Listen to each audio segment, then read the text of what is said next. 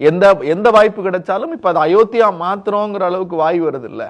அப்ப அவங்களுடைய நோக்கம் என்ன? அயோத்தியில என்ன நடந்துச்சு? ரொம்ப அழகா எல்லாரும் கட்டிப்பிடிச்சு தழுவி வாங்க இந்த இடத்த நாமளே இடிச்சிட்டு இத்தனை பேரை கொல்லாம நாமளே கட்டிக்குவோம்னாங்களா? அதனுடைய நோக்கம் என்ன? அப்ப அந்த நோக்கம் நீங்க எம்ஜிஆர் திரைத்துறையில இருந்து வந்தவர், அவர் சித்தாந்த கருத்துக்களை பாடியிருக்கார், பேசியிருக்கார். கலைஞர் அங்கிருந்து வந்தவர், அம்மையார் ஜெயலலிதா அங்கிருந்து வந்தவர்.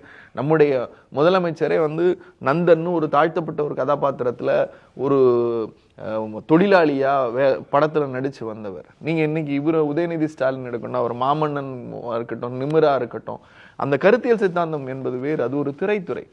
நான் என்ன சொல்றேன்னா, நீங்க அவுட் ஆஃப் அந்த திரைத்துறையிலேருந்து வந்ததுக்கு அப்புறம் இந்த சமூக அக்கறை குறித்து நீங்கள் என்ன பேசியிருக்கீர்கள்? உதயநிதி நான் கொண்டாடுறதுக்கு காரணம் என்னன்னா, சனாதனத்தை வேற இருப்பேன்னாரு சார். எல்லாரும் கேஸ் போட்டீங்க, எல்லாரும் கேஸ் போட்டீங்க. இந்த ரெண்டு நடிகர்களுக்கு உள்ள வித்தியாசத்தை சொல்றேன். எல்லாரும் கேஸ் போட்டீங்க, உச்சநீதிமன்றத்தில் போச்சு. உச்சநீதிமன்றத்தில் போய் நின்று ஐயா என்னைய மன்னிச்சிருங்க அப்படின்னு கேட்கலையே. இப்ப எச் ராஜா மன்னிப்பு கேட்டாருன்னீங்களா? அந்த மாதிரி கேட்கலையே. என்ன சொன்னாரு?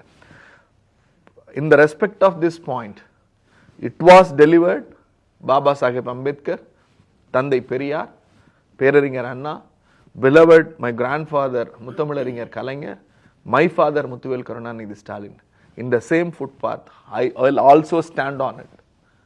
அம்பேத்கர் பேசியதை, பெரியார் பேசியதை, அண்ணா பேசியதை, கலைஞர் பேசியதை, எங்க அப்பா பேசினதை நானும் பேசுவேன். சனாதனம் ஒழிக்கப்பட வேண்டியதுன்னு சுப்ரீம் கோர்ட்ல அஃபிடவிட் போட்டார் சார்.